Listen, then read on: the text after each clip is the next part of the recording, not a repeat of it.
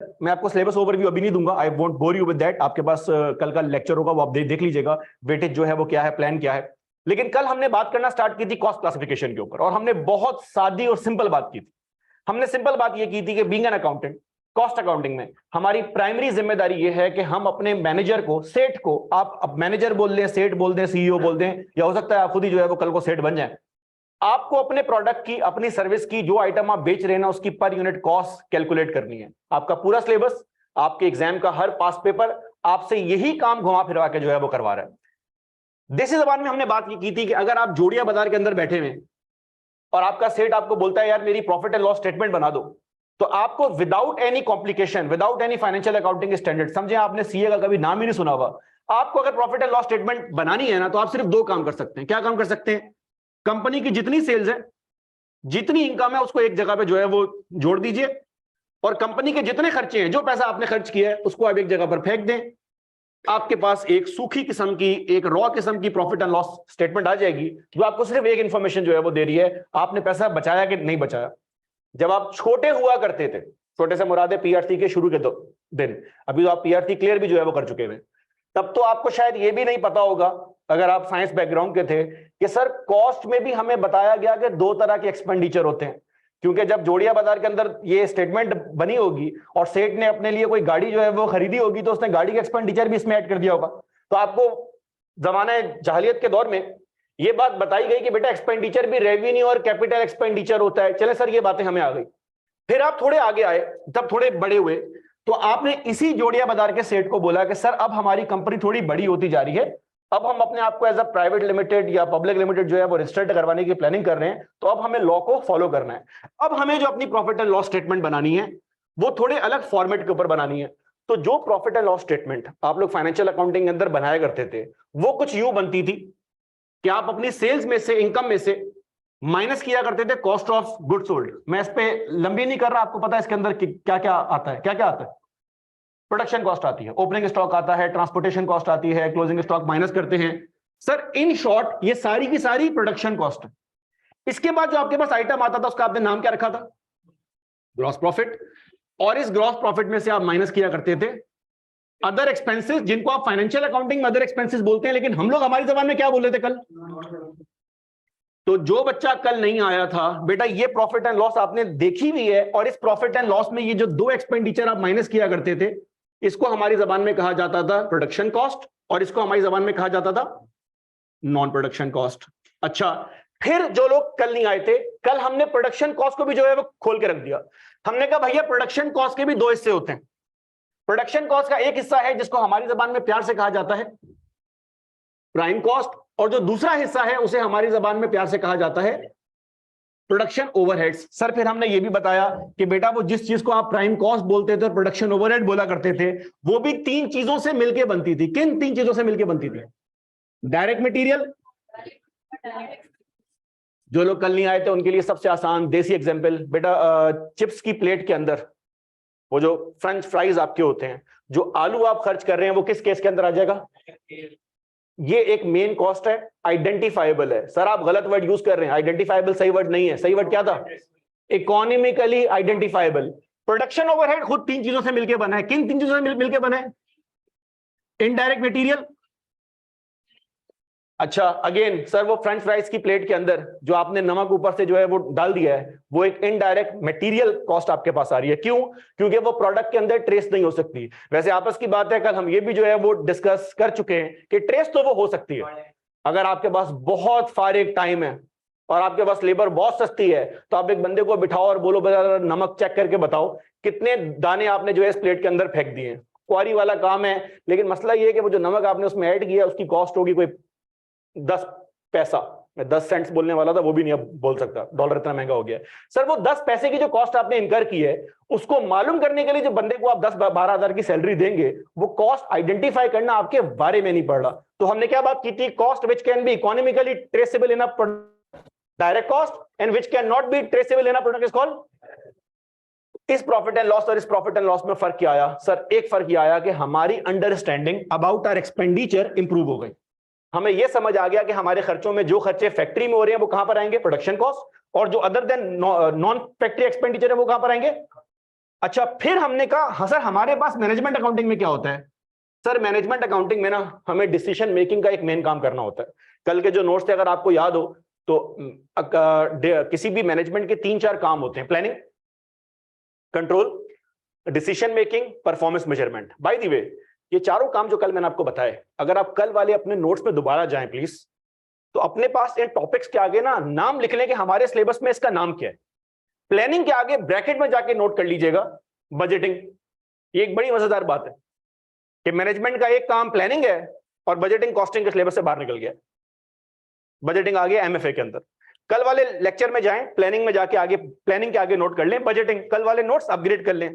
अब आप सेम तो नहीं रहे, एक क्लास आप ओल्ड हो चुके हुए हैं, तो आपके पास नए कॉन्सेप्ट होने चाहिए। जिस चीज को हम कंट्रोल बोला करते थे उसके आगे ब्रैकेट में जाके नोट कर लें standard costing and variance analysis. Control के आगे ब्रैकेट में जाके नोट कर लें स्टैंडर्ड कॉस्टिंग। जगह नहीं छोड़ी थी, कोई बात नहीं, आप उसमें क्रॉस डाल के जो है वो नीचे बना दें। और जिस चीज को आप डिसीजन मेकिंग बोला करते थे, एनालिसिस स्लैश वेरिएंस एनालिसिस के बाद स्लैश डाल के आगे लिखें process costing slash target costing. और डिसीजन मेकिंग में आगे जाके अपने पास नोट करें CVP, EOQ, relevant costing. CVP slash EOQ, ये सब नामों को आपका आइडिया हो जाएगा ये नाम है किस चीज के। हाँ, डिसीजन मेकिंग में CVP, EOQ, relevant costing. This is your grade C by the way. और परफॉर्मेंस मेजरमेंट आपके सिलेबस से बाहर निकल गया है, लेकिन इसका एक छोटा सा कंपोनेंट हमारे सिलेबस में है। ब्रैकेट में जाके आगे नोट कर लीजिए marginal costing, absorption costing and ABC. Marginal costing, absorption costing and ABC.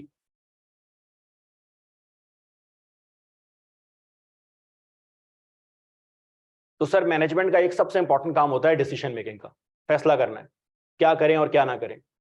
इस बात की इंप्रूवमेंट के लिए हमने फैसला ये किया कि अब हम एक नई प्रॉफिट एंड लॉस बनाएंगे, लेकिन अब हम अपने खर्चों को प्रोडक्शन और नॉन प्रोडक्शन में डिवाइड करने के बजाय वेरिएबल और फिक्स के अंदर कन्वर्ट करना स्टार्ट करेंगे। तो पहले हम यहां से माइनस करेंगे variable cost. Sir variable cost कौन सी वाली? सर हर किस्म की। इसके अंदर वेरिएबल प्रोडक्शन भी आएगी और इसके अंदर वेरिएबल कॉस्ट से मुराद सर हर वो एक्सपेंडिचर जो एक्टिविटी के ऊपर डिपेंडेंट है, जो एक्टिविटी के साथ सेम प्रोपोर्शन में इंक्रीज हो रहा है, उसको हमारी जबान में वेरिएबल कॉस्ट बोला जाएगा। इसको माइनस करने के बाद जो आइटम आ रहा था उसका नाम क्या रखा था? कंट्रीब्यूशन। और कंट्रीब्यूशन के बाद हम क्या माइनस करते हैं? हर वो एक्सपेंडिचर जिसका एक्टिविटी के साथ कोई लिंक नहीं है। अच्छा, एक बच्चे ने ना बड़ा एक दफा मासूम सवाल पूछा, वैलिड सवाल है, अजीब सा है लेकिन वैलिड इसलिए है कि मैं भी अगर फर्स्ट टाइम पढ़ रहा होता तो मेरे दिमाग में बात आती। बच्चे ने पूछा ये कि सर सही है, ये बात मुझे समझ आ गई, this is one way to go, profit and loss ऐसे भी बन सकता है। सर आपने वेरिएबल कॉस्ट को माइनस करके कंट्रीब्यूशन का नाम रखा। उसका सवाल ये था, बिल्कुल वैसे जिस तरह फाइनेंशियल अकाउंटिंग में शायद आपके दिमाग में कभी ये सवाल आया हो कि सर ये जो हम डेबिट क्रेडिट कर रहे हैं, समझ तो आ गया कि डेबिट कहाँ करना है और क्रेडिट क्या करना है, इसका नाम डेबिट क्रेडिट क्यों है? मुझे नहीं पता अगर आपके दिमाग में कभी ये सवाल आया नहीं आया या कभी आपने पूछा नहीं पूछा। तो इस तरह एक बच्चे ने सवाल पूछा, उसने कहा सर हमने वेरिएबल कॉस्ट को पहले माइनस करके कंट्रीब्यूशन नाम रखा, तो सर क्या मैं ऐसा कर सकता हूं कि सेल्स में से पहले माइनस कर दूं फिक्स कॉस्ट और वेरिएबल कॉस्ट बाद में करूं माइनस, तब भी यहां मैं कंट्रीब्यूशन बोलूंगा या कुछ और बोलूंगा? तो बच्चे का सवाल यह था कि आपने वेरिएबल और फिक्स कॉस्ट के अंदर अपनी कॉस्ट को ब्रेक किया है, मुझे फड्डा इस पे नहीं है, फड्डा इस पर है कि पहले ये माइनस किया और ये बाद में माइनस किया, ऐसा क्यों? तो उसका बड़ा अच्छा रीजन है। वेरिएबल और फिक्स कॉस्ट में जब हमने कॉस्ट को सेग्रीगेट किया तो वेरिएबल कॉस्ट को पहले ट्रीट करने का रीजन ये था कि ये एक्सपेंडिचर इस इनकम के ऊपर डिपेंड कर रहा है। इसका मतलब कि अगर किसी महीने बिल्कुल इनकम ना हो तो मेरी वेरिएबल कॉस्ट भी जीरो हो जाएगी, लेकिन ये एक एक्सपेंडिचर ऐसा है जो इनकम के ऊपर डिपेंड। तो बेसिकली एक्सपेंडिचर को जो दो हिस्सों में डिवाइड किया ना, वो डिवाइड इस बेस पे किया कि एक एक्सपेंडिचर ऐसा है जिसका लिंक सेल्स के साथ है और एक एक्सपेंडिचर ऐसा है जिसका लिंक सेल्स के साथ नहीं है। तो बेसिकली आपने अपने एक्सपेंडिचर को दो हिस्सों में इस चक्कर में डिवाइड किया। सर ये हमें रियल लाइफ में हेल्प जो है वो किस तरह से कर रहा होता है? रियल लाइफ में हेल्प करने का इसका बड़ा एक आसान छोटी सी एग्जांपल ये है कि हमारे भाई, क्या नाम है तुम्हारा, अली ने सोचा कि यार मुझे तो पैसे कमाने हैं, तो सीए के अंदर तो बंदा पैसे नहीं कमा सकता, सीए में बंदा मतलब गुर्बत से बच सकता है, पैसे नहीं कमा सकता। कितनी सैलरी है सीए वाले की? नहीं पर यार तुम सीए कर रहे हो, कितनी सैलरी तुम लोगों ने सुनी है रेयान? 1.25, थोड़ी ज्यादा कर दो, इन्फ्लेशन भी तो हो गई है ना आजकल। 1.25 में क्या होता है? ये तैयार होके गया, उन्होंने इसको 2.5 लाख पर जॉब दे दी, प्यारा लग रहा है। एज्यूम करें आपको वो सैलरी मिल जाए जो अच्छी सैलरी होती है मार्केट की स्टार्टिंग में, 2.25 कर दें, 2 कर दें राउंड ऑफ करके, महीने के 2, साल के कितने बनते हैं? 24 लाख में क्या आता है? ऑल्टो भी नहीं आती, 30 लाख की हो गई है। वो भी तुम ये एज्यूम कर रहे हो कि पूरे साल तुमने कोई पैसा खर्च नहीं किया, दोस्त के लंच बॉक्स में से खाना खाया, घर पे कोई एक्सपेंडिचर नहीं करना, सिलानी पे बैठ के खाना खा लेंगे, ट्रेवलिंग को कोई कॉस्ट नहीं है, 2 लाख पूरे सेव कर लो तो साल कितने बनते हैं? 24 लाख। 10 साल के जो है वो कितने बनते हैं? मतलब 10 साल बाद तुम एक सिविक खरीद पाओगे और एक 2 बेडरूम का अपार्टमेंट, लेकिन 10 साल बाद सिविक भी 1 करोड़ की नहीं रहेगी।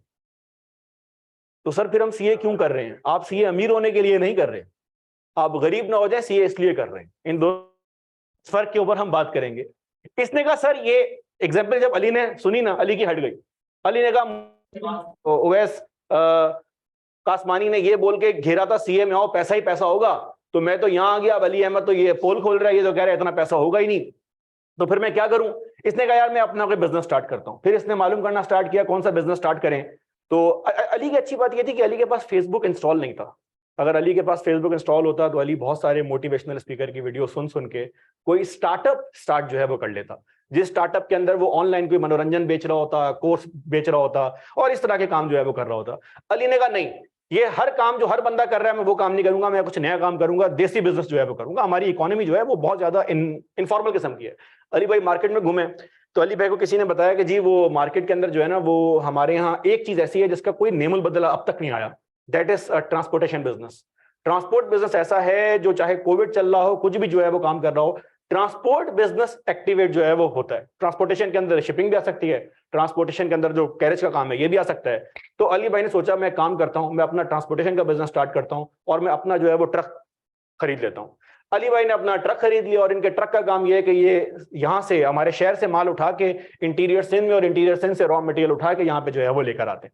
अब मुझे एक बात बताएं, अली भाई ने जब अपनी कंपनी खोली, अली भाई की जो भी सेल्स है हमें नहीं पता, एज्यूम कर लें कि एक फेरे के वो लाख रुपए चार्ज जो है वो करते हैं और महीने में 11 फेरे मार लेते हैं। एक तुक्का लगाएं, अंदाजा लगाएं, सोचें कि एक का बिजनेस हो जो ट्रांसपोर्टेशन में काम कर रहा है, उसके बिजनेस में किस किस किस्म के एक्सपेंडिचर हो सकते हैं? पहला एक्सपेंडिचर है फ्यूल कॉस्ट, बिल्कुल सही कह रहे हैं। अच्छा सर फ्यूल के अलावा और क्या एक्सपेंडिचर हो सकते हैं? भाई दिवे अभी आप कॉस्ट अकाउंटिंग नहीं पढ़ रहे, इन तीनों को भूल जाएं, ये हम बाद में जो है वो खोलेंगे। सर मेंटेनेंस, मेंटेनेंस से मुराद थोड़ा जरा क्लियर कर दो, मेंटेनेंस किस चीज की? बिल्कुल सही बोल रहा है सर, ऑयल चेंज वगैरह आपके पास आ जाएंगे। अच्छा फिर भाई ने एक और भी नाम लिया, सर वो टायर भी तो चेंज करने पड़ेंगे, ऐसा ही है? तो टायर की भी एक रिप्लेसमेंट कॉस्ट आएगी, टायर भी जो है वो खराब हो जाएंगे तो मसला आ जाएगा। अच्छा और बताएं, टैक्सेस, किस चीज का टैक्सेस? रोड टोल टैक्स आप कह रहे हैं, टोल टैक्स, सही हो गया सर। जब जब आपका ट्रक वहां से गुजरेगा वो आपको 100 रुपए का चालान फाड़ के दे देंगे। और सर ड्राइवर की सैलरी, जाहिर सी बात है अगर ये खुद भी जॉब कर रहे हैं वहां पे तो अपनी सैलरी तो अपने बिजनेस से विड्रॉ करेंगे, उसको इनकम में तो काउंट नहीं करेंगे। अगर खुद काम नहीं कर रहे होंगे तो किसी बंदे को इन्होंने जो है वो रखा होगा, ड्राइवर की सैलरी इन्होंने पे करनी। और रेंट किस चीज का? ट्रक का रेंट। भाई कह रहे हैं लीज। सर कैश इनके पास था नहीं, कैश होता तो क्या ही बात थी, इन्होंने बैंक से जो है वो लिया हुआ है और बैंक ने इनको 20% काइबोर प्लस 2% के ऊपर जो है वो दिया हुआ है और ये हर महीने की लीज पे कर रहे हैं। और क्या एक्सपेंडिचर होगा? हाँ सर अगर रास्ते में किसी के अंदर घुस गए अपना ट्रक लेकर तो उसको पैसे कौन देगा? इंश्योरेंस। और क्या चीज है? लोडिंग अनलोडिंग तो उनका काम है, हमारा नहीं। तो रहा है और किस तरह से चलाए? चालान, चालान कहाँ होते हैं हमारे यहाँ?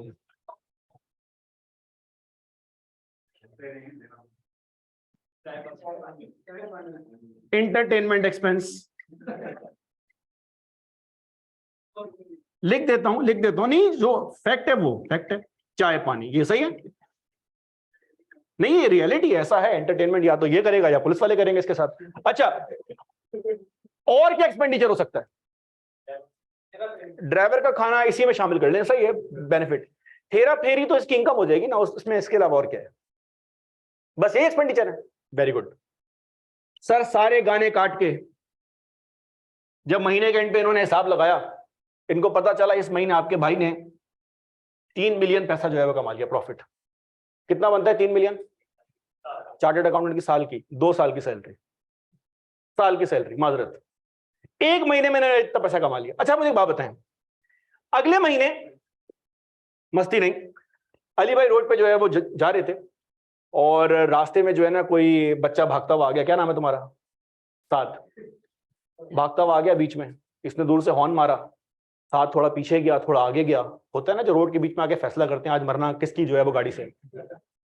अब अली बेचारा घबरा गया, इसने कहा भाई फैसला कर, या तो गुजर जाए या रुक जा। अब ये जब यूं जाए अली यूं जाए, ये यूं जाए अली यूं जाए, अब हो सकता है अली का ट्रक इतना बड़ा लोड के साथ तो आगे पीछे नहीं हो सकता, तो अली भाई का जो ट्रक है वो एक्सीडेंट हो गया, मैं ये वर्ड यूज करता हूं। तो वो रोड पे सड़क पे जो है वो गया, ट्रक भी आगे पीछे हो गया, अली भाई को किसी ने बाहर निकाला, साबुत हालत में आए, बच गए, अल्लाह का शुक्र है, लेकिन टांग हड्डियां वड्डियां आगे पीछे हो गई। अब 1 महीने के लिए बिजनेस बंद। मुझे बताएं 1 महीने के लिए जब बिजनेस बंद होगा तो इनमें से कौन कौन सा एक्सपेंडिचर ऐसा है जो अली भाई को इनकर नहीं करना पड़ेगा? इनको इनकर नहीं करना पड़ेगा। इसका हमारे पास वेरिएबल कॉस्ट। मेंटेनेंस सर है ही नहीं मेंटेनेंस। अब ट्रक के अंदर कैपिटल एक्सपेंडिचर होगा ना, पूरा ही ट्रक जो है आपका गया। सर ये कॉस्ट हर महीने आती थी, हर महीने तो नहीं बोल रहा, हर महीने तो हमारी गाड़ियों में आती है सर, ये हर हफ्ते बाद आती थी, हर हफ्ते बाद ऑयल चेंज जो है वो चेंज करता था। अब 1 महीने के लिए इसको डॉक्टर ने कहा बिस्तर पे रहो, ट्रक चलाने की कोई जरूरत नहीं है, 4 हफ्ते के लिए काम बंद। सर इसका मतलब ऑयल चेंज भी आपका गया, तो कुछ हद तक ये वेरिएबल कॉस्ट है। अच्छा सर टायर रिप्लेसमेंट, सर अब तो टायर ही नहीं बचे, अब तो वो ट्रक की जो है वो खराब हो गया हुआ है, तो टायर रिप्लेसमेंट भी जो है वो। लेकिन सर टायर रिप्लेसमेंट का मसला है, टायर रिप्लेसमेंट वेरिएबल कॉस्ट। अच्छा टायर कब कब होते हैं चेंज? रियल लाइफ में टायर कितने टाइम में चेंज होते हैं? लाइक हॉस्पिटल से आईक्यू आया हूं तो टायर अपनी गाड़ी के चेंज करवाऊंगा, ऐसा होगा? नहीं। क्या होता है 3-4 साल बाद, इसका मतलब आफ्टर सम किलोमीटर्स मुझे अपने टायर चेंज करने, ऐसा ही है। अच्छा जब मैं नया टायर लेने जाऊंगा वो नया टायर मुझे हमेशा महंगा मिलेगा, ऐसा ही है। अच्छा उसके बाद अगला टायर चेंज जो है वो कब आएगा? 3-4 साल बाद, डिपेंडिंग। टायर चेंज का रीजन ये होता है, अगर जिनको नहीं पता, वो टायर जो है ना गंजा हो जाता है। मैंने ये वर्ड जो है वो सुना हुआ है, आपने पता नहीं ये वर्ड सुना नहीं सुना, तो वो टायर की रोड ग्रिप हो जाती है खत्म। तो टायर चेंज एक्टिविटी के ऊपर डिपेंड कर रहा होता है। अगर आपने गाड़ी घर में खड़ी कर दी है ना तो टायर चेंज कराने की जरूरत नहीं, लेकिन अगर आपकी गाड़ी इस्तेमाल में आ रही है, जितना ज्यादा इस्तेमाल में आ रही है टायर चेंज होगा। तो आपने 3 साल बोल दिया, लेकिन it's not dependent on time period. अब अगर एक बंदा यूबर में गाड़ी चला रहा है तो उसका टाइम पीरियड 3 साल का असूलन नहीं होना चाहिए, वो तो 6 महीने बाद चेंज करवा दे। और अगर एक बड़ा ट्रक जो है वो इस्तेमाल में आ रहा है तो जाहिर सी बात है उसका टायर रिप्लेसमेंट डिफरेंट किस्म की होगी। लेकिन अगर आप गौर करें, टायर रिप्लेसमेंट एकदम नहीं आती है, ट्रक के ऊपर डिपेंड कर रही है, लेकिन हर कुछ टाइम बाद बढ़ रही है। ऐसे एक्सपेंडिचर को नॉर्मली हमारी जबान के अंदर स्टेप फिक्स कॉस्ट बोला जाता है। Step fix cost in a sense कि एक टाइम तक तो कॉस्ट सेम रहेगी, लेकिन उससे एक्सीड करने के बाद कॉस्ट एकदम से इंक्रीज हो जाएगी। तो आप जाहिर सी बात है, अगर आपने 5 साल ट्रक इस्तेमाल किया और मंड के जो है वो इस्तेमाल किया, और आप हर साल अगर अपने टायर चेंज जो है वो करवा रहे हैं, तो आपने ट्रक की पूरी लाइफ में कोई 20 टायर जो है वो रिप्लेस अपने पास करवा दिए। अच्छा बाकी एक्सपेंडिचर पर आ जाए, इसको भी मैं छोड़ देता हूं क्योंकि हमने स्टेप के बारे में बात करनी है। सर टोल टैक्स किस पे डिपेंड कर रहा है? एक्टिविटी पे डिपेंड कर रहा है या ट्रक? जितना ज्यादा ये मूव करेगा उतनी ज्यादा कॉस्ट आपके पास आ रही होगी। अच्छा सर ड्राइवर की सैलरी, सर ड्राइवर बोलेगा सर ट्रक आपने उल्टाया, मेरे क्या गलती, मैं अपने घर का काम धंधा तो नहीं जो है वो छोड़ सकता, तो मुझे तो मेरी सैलरी आप पे करें। तो ड्राइवर की जो सैलरी है वो क्या हो जाएगी? ड्राइवर की सैलरी हो गई फिक्स कॉस्ट। इसका मतलब ये एक्सपेंडिचर तो देना ही देना है, कुछ भी कर लो। लीजिंग कॉस्ट, बैंक वाले बोलेंगे यार आप हालत ऐसी है आपसे पैसे नहीं लेने, ऐसा नहीं होगा सर, बैंक वाले बोलेंगे पैसे तो दो। ये भी कौन सी कॉस्ट हो गई? Fix cost. और इंश्योरेंस, वो क्लेम अगर आपने लेना है तो इस महीने की भी इंश्योरेंस पे करनी पड़ेगी। अच्छा और इंटरटेनमेंट एक्सपेंस, सर ये जाने दे सर। अच्छा पूरी कहानी में आप भूल गए हम यहां तक पहुंचे कैसे, इस ट्रक तक पहुंचे कैसे? हम ट्रक तक यहां तक पहुंचे थे कि हम प्रॉफिट एंड लॉस ऐसे भी बना सकते थे, ऐसे बना के उखाड़ क्या लिया, लंबी कर दी। तो मैंने आपको इसका आंसर ये दिया कि आपकी अंडरस्टैंडिंग बिजनेस के बारे में इंप्रूव हो गई। आपने कहा जी सर, लेकिन फिर एक बच्चे ने सवाल पूछा सर अंडरस्टैंडिंग में इंप्रूव क्या हुआ ये तो बताएं। अंडरस्टैंडिंग में इंप्रूव ये हुआ कि now this guy Ali businessman जो है, he can make some decisions about the activity of the business. For instance, अगर मैं पूरे महीने बिजनेस बंद कर दूं तो अली को पता है कि यार ये 3 एक्सपेंडिचर ऐसे हैं जो मैंने पे करने ही करने। तो मिसाल के तौर पे पिछले महीने अगर इसने 3 मिलियन की सेविंग जो है वो की थी सारे खर्चे निकालने के बाद, और इन 3 मिलियन में इसने अपने ड्राइवर की सैलरी बाहर निकाली, लाख रुपए सैलरी इसको दे रहा है, इसने लीज के पैसे बाहर निकाले, 8 लाख रुपए बैंक को लीज दे रहा है, और इसने इंश्योरेंस के पैसे बाहर निकाले, लाख रुपए इंश्योरेंस वालों को दे रहा है। ये कितना एक्सपेंडिचर हो गया टोटल? 10 लाख रुपए का 1 मिलियन। कैसे? अगले महीने अली जब ट्रक नहीं चला रहा होगा, पूरे महीने के लिए बिजनेस बंद है, तो अली जब अब अपनी प्रॉफिट एंड लॉस बनाएगा यूजिंग दिस न्यू फॉर्मेट, जिसके बारे में सर अली अहमद ने कहा था कि अंडरस्टैंडिंग इंप्रूव हो गई है, तो वो प्रॉफिट एंड लॉस कुछ इस तरह से आपके पास आ रही होगी। अगले महीने सेल्स होगी 0। क्यों सर? ये तो हॉस्पिटल के अंदर है। अच्छा, फ्यूल कॉस्ट, टोल टैक्स वगैरह वगैरह ये सब का सब होगा 0। कंट्रीब्यूशन, फिक्स कॉस्ट 1 मिलियन, और लॉस, जब अली के पास ये लॉस आया ना तो अली की आंखों में आंसू भी आ गए, और अली को बात भी समझ में आ गई। अली को बात समझ में आ गई कि जिस तरह से ये फिक्स कॉस्ट एक दुख है जो इस हालत में भी नहीं जा रहा है, मैं हॉस्पिटल के अंदर हूं, ये दुख फिर भी रिमूव नहीं हो रहा, चेंज नहीं हो रहा। तो अली को बात ये समझ आई कि अगर मुझे अगले महीने जब मैं सही होकर दोबारा मार्केट में आऊंगा, अपना प्रॉफिट अगर इंक्रीज करना है, तो बेसिकली मुझे फोकस इस पे नहीं करना, मुझे फोकस करना है अपनी सेल्स के ऊपर। क्यों?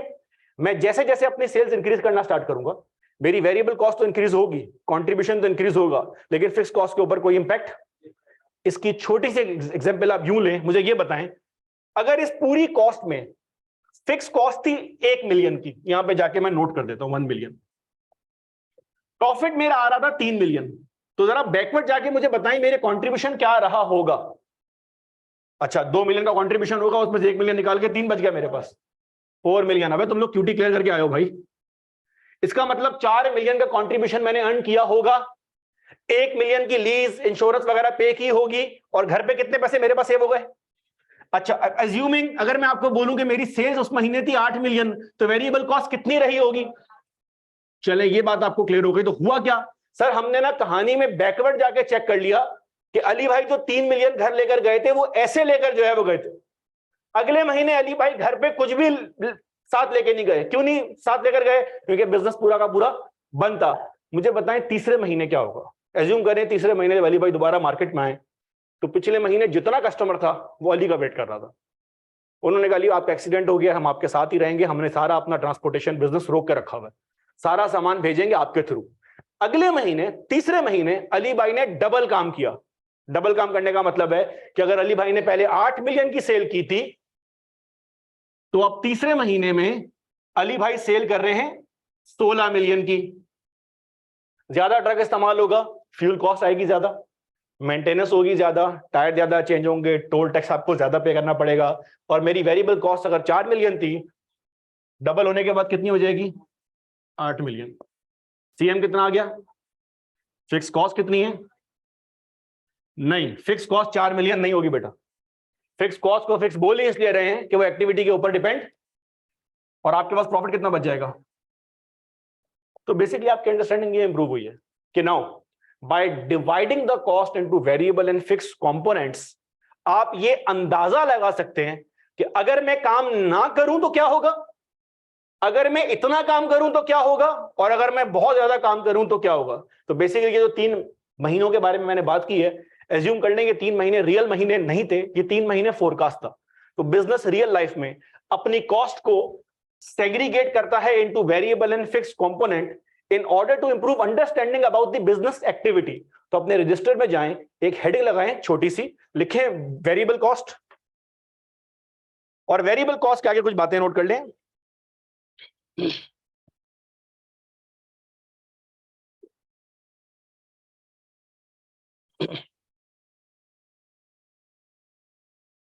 A cost which increases,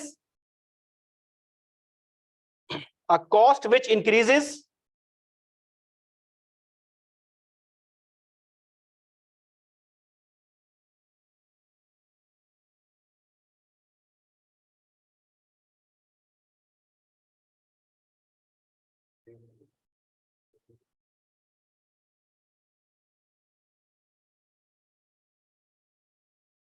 यार एक second,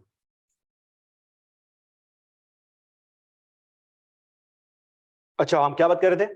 cost which increases in direct proportion to activity, cost which increases in direct proportion to activity is called variable cost.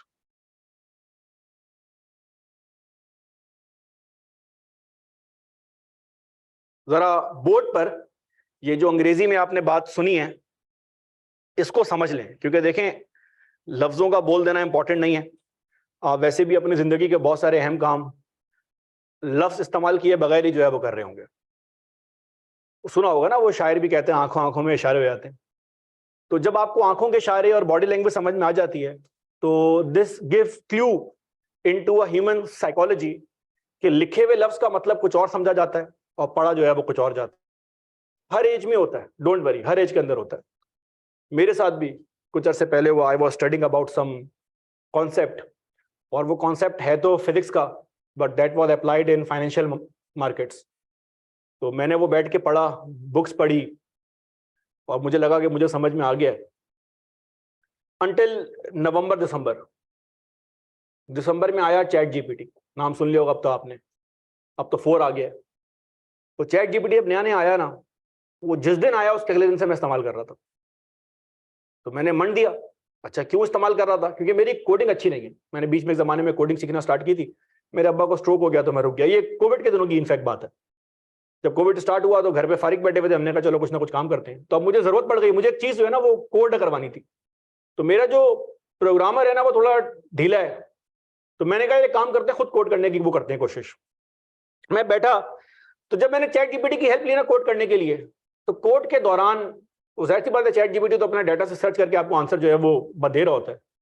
तो 2 दिन मुझे इस चीज में लगे और मुझे पता चला कि जो कोड मैं बना रहा हूं उसके पीछे जो अंडरलाइंग कॉन्सेप्ट है, जो मैं कह रहा था कि मुझे आता है, वो कॉन्सेप्ट बुक में सही लिखा हुआ था जहां मैंने रीड किया था, उसकी इंटरप्रिटेशन मैंने कुछ और कर ली थी।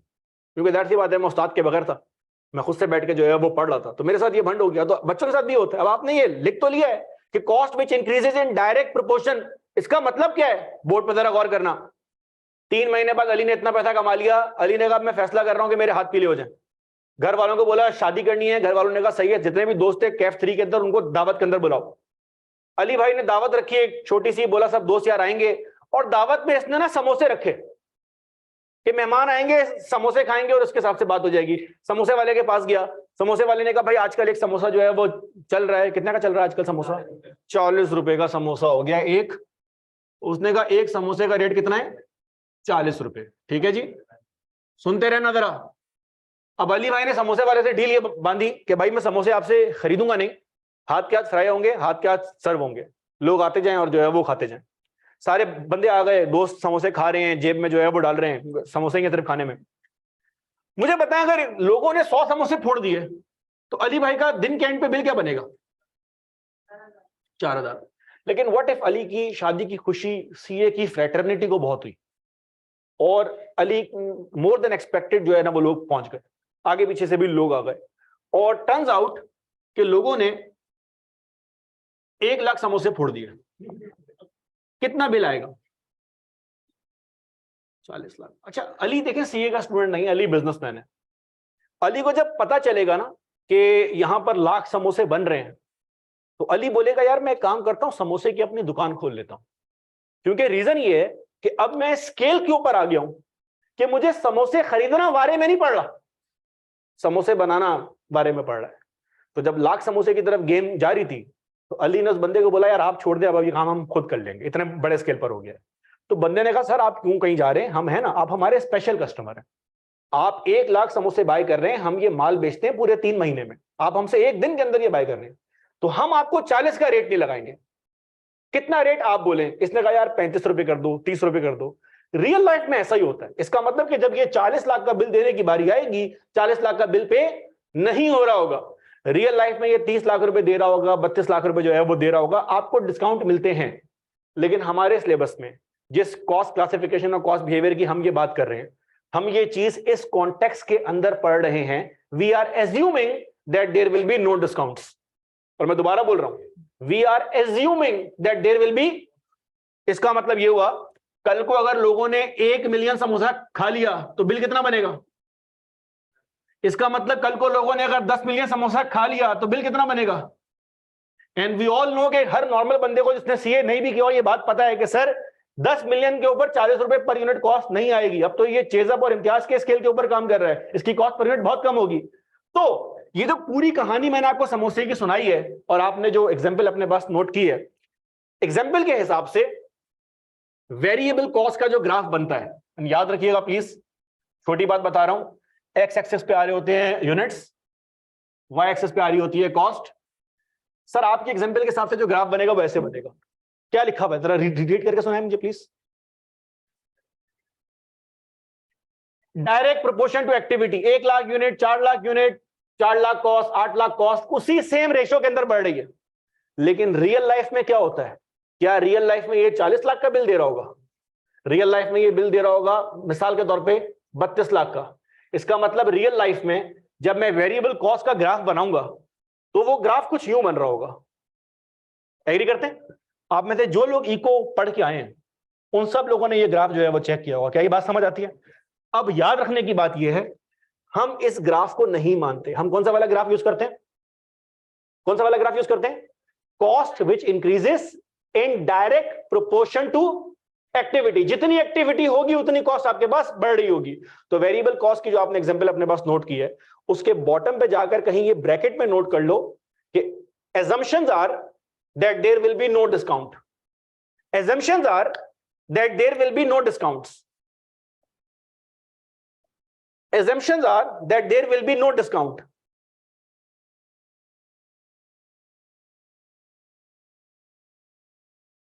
अच्छा, इस assumption के बाद अपने पास वेरिएबल कॉस्ट के नीचे जाके ये डायग्राम बनाएं और इस डायग्राम का नाम नोट कर लीजिएगा। ये डायग्राम है किस चीज की? ये डायग्राम है टोटल वेरिएबल कॉस्ट की। क्या ये बात क्लियर हो रही है? आगे सुने बोर्ड पर। जब इसने 1 यूनिट बाय किया, बिल कितना आया? पर यूनिट रेट क्या था? अच्छा, जब इसने 100 यूनिट बाय किए, बिल कितना आया? पर यूनिट रेट क्या था? आप जरा गौर करें सर, अगर मैं एज्यूम ये कर रहा हूं कि किसी किस्म का डिस्काउंट नहीं होगा तो टोटल कॉस्ट तो डायरेक्ट प्रोपोर्शन में इंक्रीज हो रही है। ये रही ग्राफ की फॉर्म में, ये रही वैल्यू की फॉर्म में, ये रही। अगर मैं आपको बोलूं बेटा जिस तरह आपने टोटल वेरिएबल कॉस्ट का ग्राफ बनाया है वैसे एक ग्राफ और बना दो। किस चीज का? रेट का, पर यूनिट का। तो मुझे एक बात बताएं, 1 यूनिट बनाया तो पर यूनिट का रेट क्या है? 100 बनाए तो रेट क्या है? लाख बनाए तो रेट क्या है? रियल लाइफ के अंदर जब मैं लाख बनाऊंगा तो क्या मैं 40 रुपए पे करूंगा? इसका मतलब रियल लाइफ के अंदर पर यूनिट रेट एक्टिविटी के साथ साथ कम होना स्टार्ट हो जाता है।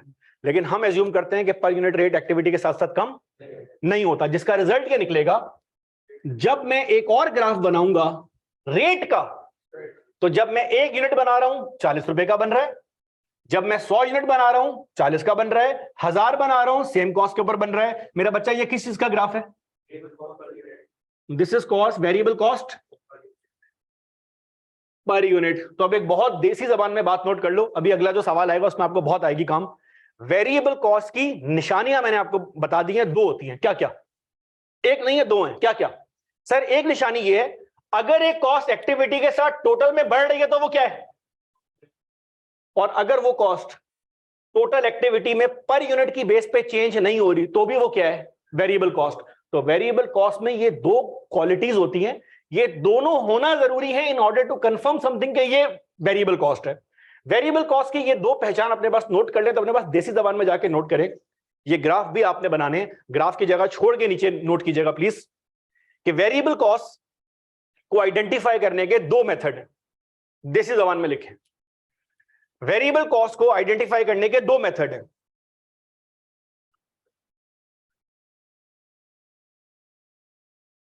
ए, टोटल में चेंज होगी, सिंपल रखिए इसको, ए टोटल में चेंज होगी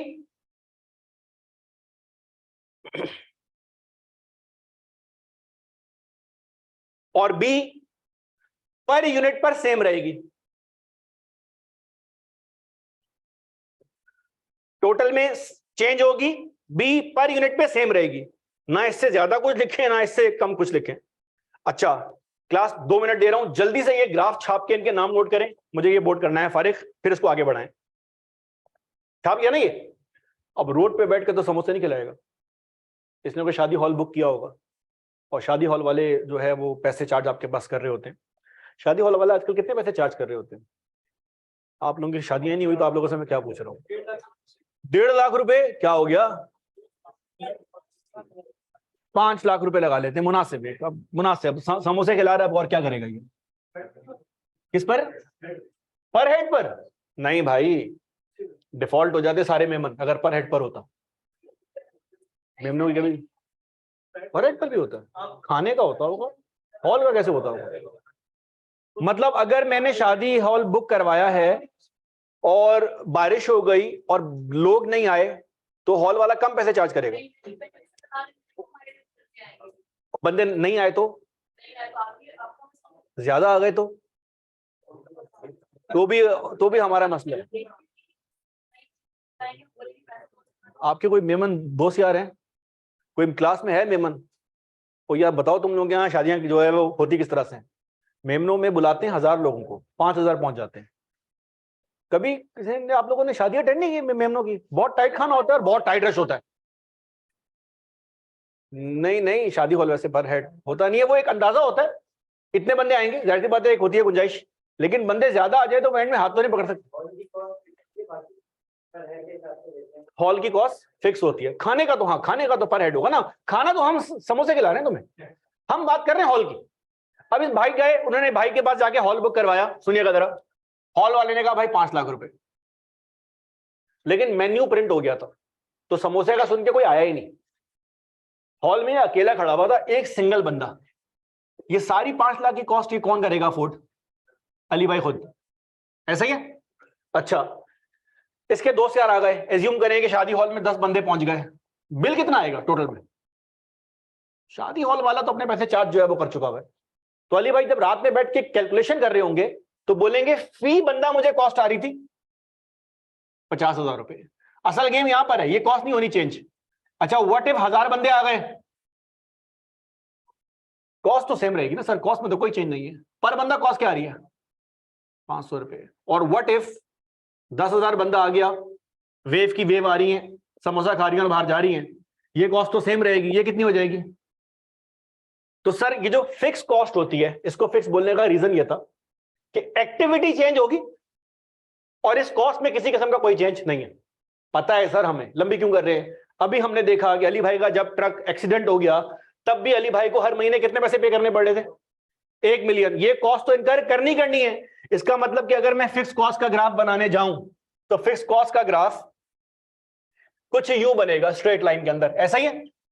चाहे 0 यूनिट आए, 1000 आए, 20,000 आए, आपकी कॉस्ट आएगी 5 लाख। ये किस चीज का ग्राफ है मेरे बच्चे? टोटल फिक्स कॉस्ट का। अब जो पीआरसी क्लियर करके आए उनको बहुत मजा आएगा, लेकिन सर जो अगर मैं आपको बोलूं कि पर यूनिट की कॉस्ट अपने पास बनाए तो क्या हो रहा है? सर जैसे जैसे एक्टिविटी इंक्रीज हो रही है, वेरिएबल की पर यूनिट में तो कोई डिस्काउंट था नहीं, लेकिन यहां पे कॉस्ट डिवाइड करते करते पर यूनिट कॉस्ट बहुत कम हो रही है।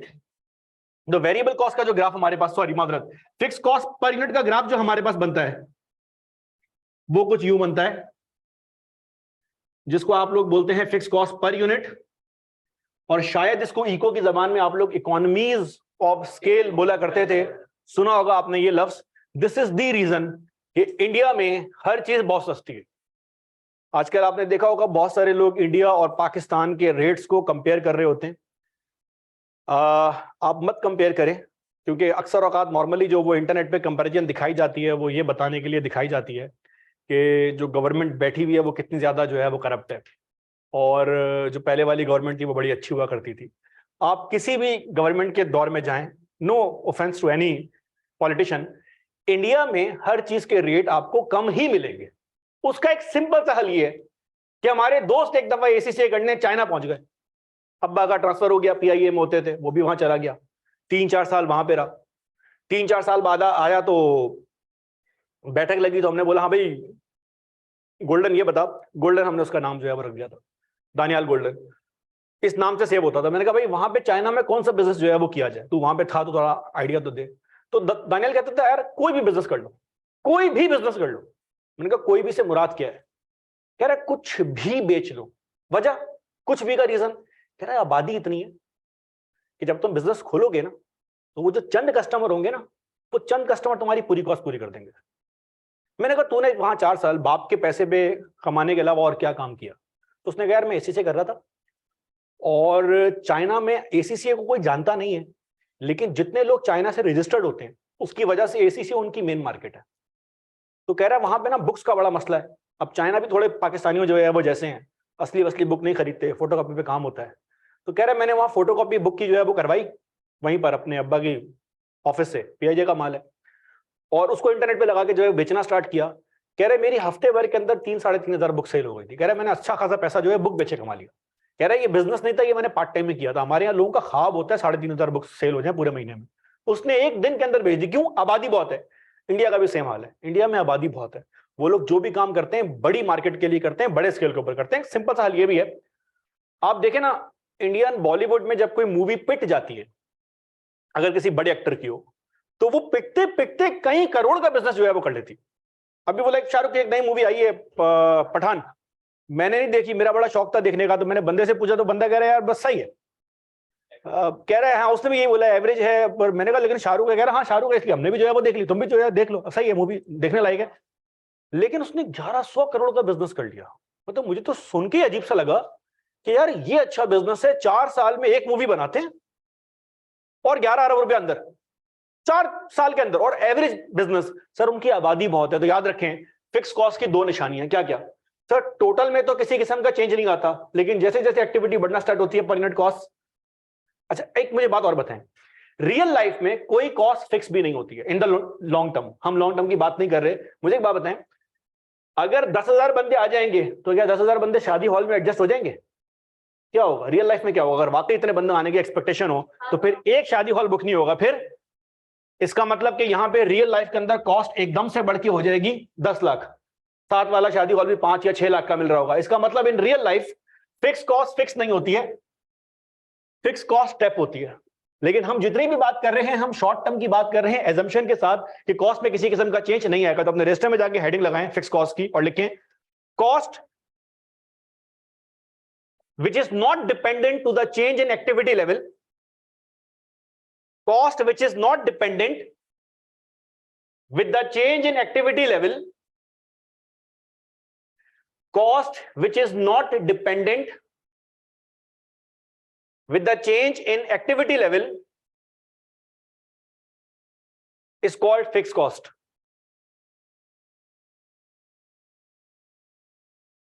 ब्रैकेट में एग्जांपल नोट कर लें, और मेरी एग्जांपल मत नोट करें, जो आपने दिए पहले वो नोट कर लें। Leasing cost, leasing slash salaries slash insurance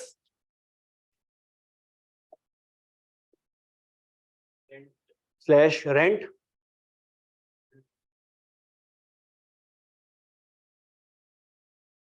slash warehouse cost, warehouse cost slash depreciation. ये जो आपने लफ्ज लिखा है ना डेप्रिसिएशन फिक्स कॉस्ट के एग्जांपल में, आप चाहें तो आज की डेट इसके अंदर डाल लें। अल्लाह पाक ने अगर जिंदगी दी मुझे तो अगले 1-2 महीनों में जब हम पास पेपर के अंदर घूम रहे होंगे, डिफरेंट एरियाज में होंगे, बड़ी बड़ी बातें कर रहे होंगे, ये बात तो आप बोलेंगे ये तो कुछ है ही नहीं, ये क्या था, बकवास थी, तब वहां पे कुछ लोग मुझसे ये सवाल पूछ रहे होंगे। ये मैं आपको बोल रहा हूं कि लोग सवाल पूछ रहे होंगे, और आप भी लोग पूछ रहे होंगे कि सर डेप्रिसिएशन वेरिएबल कॉस्ट होती है कि फिक्स कॉस्ट होती है?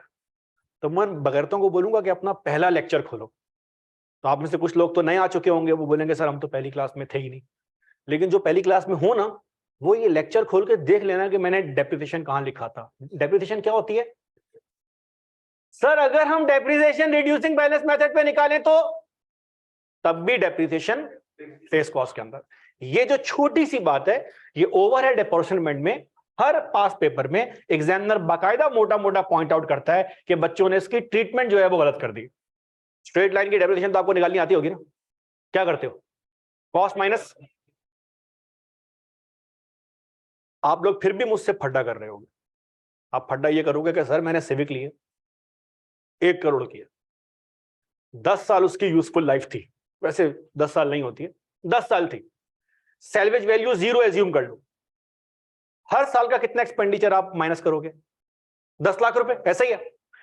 अगर पूरे साल गाड़ी तुम्हारे पास शोरूम में जो है वो खड़ी रहे, घर में खड़ी रहे, इस्तेमाल नहीं की, तो इन रियलिटी गाड़ी को तुमने डेप्रिशिएट तो नहीं किया, इस्तेमाल नहीं हुई, लेकिन जब कंपनी में बुक्स में तुम एंट्री पास करने जाओगे तो एंट्री में ये एंट्री पास होगी, depreciation expense debit, accumulated depreciation credit 1 million से, चाहे गाड़ी इस्तेमाल हो या ना हो। बराबर में दूसरे बंदे ने अपनी गाड़ी में पूरी दुनिया को जो है वो घुमा दिया, लेकिन जब वो भी डेप्रिसिएशन एक्सपेंस पास करेगा, वो भी यही लिखेगा, डेप्रिसिएशन एक्सपेंस 1 मिलियन से डेबिट, एक्यूमुलेटेड 1 मिलियन से क्रेडिट। इसका मतलब रियल लाइफ में तुम चाहे गाड़ी इस्तेमाल करो ना करो, बुक्स में डेप्रिसिएशन के वो जो 1 मिलियन की कॉस्ट तुमने निकाली है वो एज इट इज जो है वो जाएगी। तो बच्चा फटा ये करता है, लेकिन सर गाड़ी डेप्रिशिएट तो नहीं हुई ना। बिल्कुल, रियल लाइफ में नहीं हुई, लेकिन जब वो गाड़ी बेचने जाएगा ना, तो वो जो स्क्रैप का पैसा उसके पास आएगा, तब ये बात आइडेंटिफाई होगी कि गाड़ी नई थी कि पुरानी। लेकिन जब आप एंट्री पास करोगे तो आपको पता है बहुत सारे खर्चे होंगे, एंट्री आप ऐसे भी पास कर रहे होते हो, बहुत सारे एक्सपेंडिचर ऐसे भी आप रिकॉर्ड कर रहे होते हो जो इनकर नहीं हो रहे होते। आपका बंदा बैड डेट अभी नहीं हुआ है, लेकिन आपको अकाउंटिंग स्टैंडर्ड बोल रहा है बंदे का रिस्क बहुत है, इस पर बैड डेट की एंट्री पास करो, आप एंट्री पास कर लेंगे। डेप्रिसिएशन एक्सपेंस भी आपने यही जो है वो काम करना है, तो डेप्रिसिएशन फिक्स कॉस्ट के अंदर आता है। अपने पास ये बात नोट करके देसी जबान में एक बात लिखें, फिक्स कॉस्ट को आइडेंटिफाई करने के 2 मेथड हैं। फिक्स कॉस्ट को आइडेंटिफाई करने के 2 मेथड हैं। ए, टोटल में चेंज नहीं होती, ए फिक्स कॉस्ट टोटल में चेंज नहीं होती, और B fix cost per unit में कम होगी जैसे जैसे एक्टिविटी बढ़ेगी। फिक्स कॉस्ट पर यूनिट में कम होगी जैसे जैसे एक्टिविटी बढ़ेगी।